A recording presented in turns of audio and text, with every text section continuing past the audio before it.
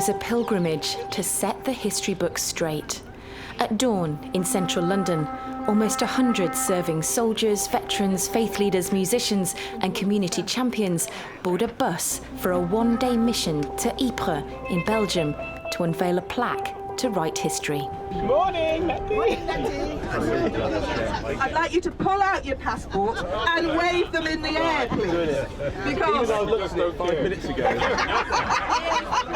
I just keep getting these waves of excitement. We're making history today. Yes. Following the outbreak of World War I, the British initially refused to allow black West Indians to join up.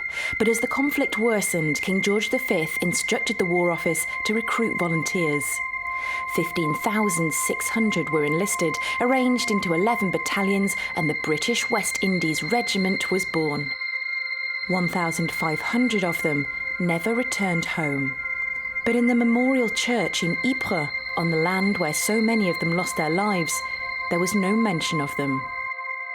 In perpetuity, from this point on, the British West Indies Regiment will be there. That's just so cool. Amongst those making the pilgrimage today, the British Army's highest-ranking black officer, Brigadier Karl Harris, and the first black colonel, retired Colonel Andy Allen. One of the reasons I want to be part of this is my heritage. I spent 30 years in the British Army, and do you know what? I never realised the heritage that is there at Ypres. We're talking about soldiers who came from the Caribbean to fight for the King, who actually didn't know even about Great Britain, but they were part of the British Empire and wanted to do their bit. Can you imagine what that was like back then? In the 1916, 1917, to come to a strange country to fight. Whilst there are beautiful stained glass windows and memorial cushions and all manner of plaques and memorabilia, quite rightly commemorating others that have served, there was nothing for the British West Indies Regiment. Well, that will change from today, and so what a privilege to be here witnessing the unveiling of that plaque. For me personally, I think it's a sense of identifying with people that look like me, that served like I did. It's just an amazing feeling. It really is. It really is. What we're doing is we're going to be there on behalf of these veterans' family members who couldn't be here. It's such a privilege and an honor to be able to do that.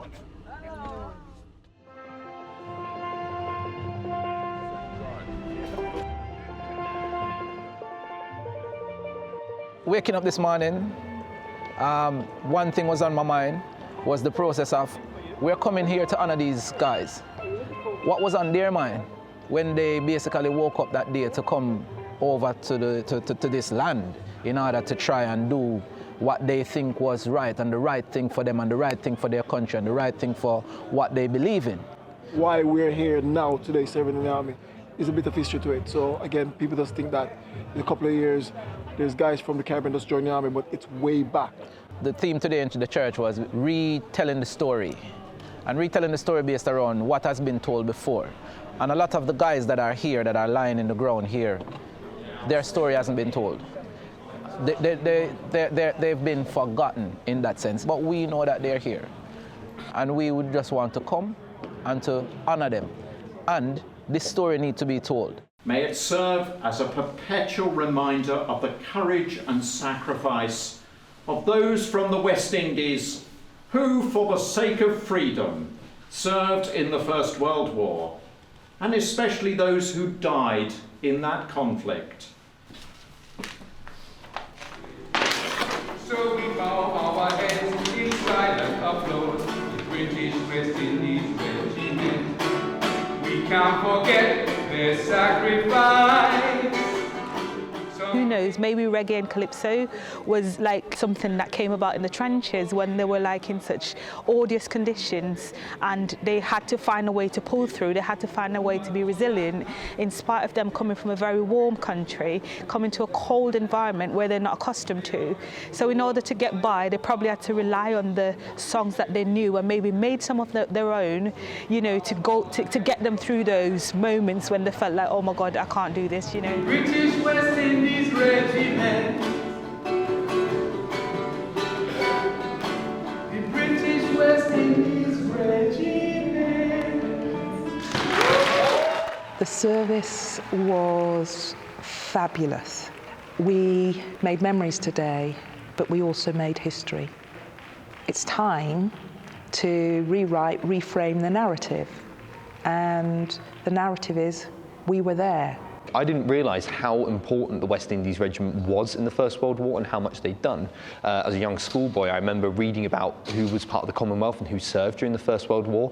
And for those who served in the West Indies, it wasn't even a paragraph.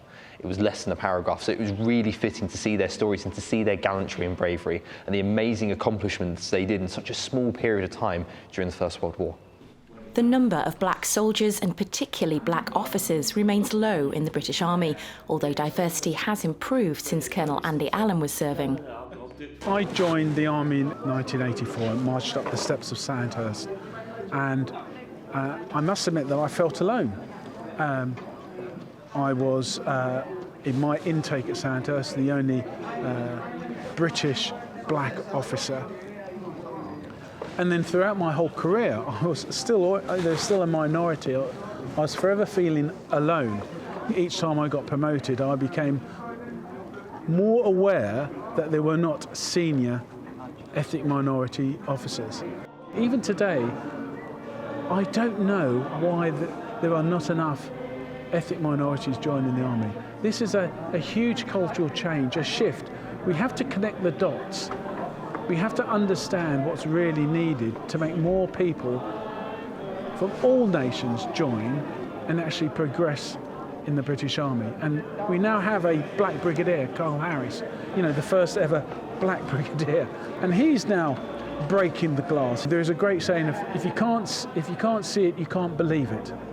And by seeing people like myself or Karl, we have a generation of junior officers that can actually reach out and think, do you know what? I can be a colonel, I can be a brigadier, and hopefully one day, when Karl gets promoted to general, I can be a general. You may notice that I have broad shoulders, and that's purely because I'm standing on the shoulders of our forefathers. Those people in the West Indian Regiment that started all this, to recognise all their contributions. So now, as I'm standing on their shoulders, others can stand on my shoulders, referencing all the contributions that people that look like me that can contribute to the King's armed forces going forward. My Lord,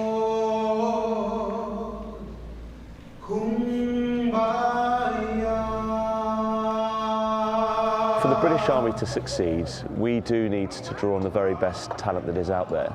But not only do we need to draw on the very best talent and present opportunities to that talent, we need to work really, really closely with different corners of society. We need to work with senior political leadership. I think collectively working together to make sure that we draw on the talents of all of our peoples, to make sure that we've got a British Army that is representative of British society in 2024 and beyond.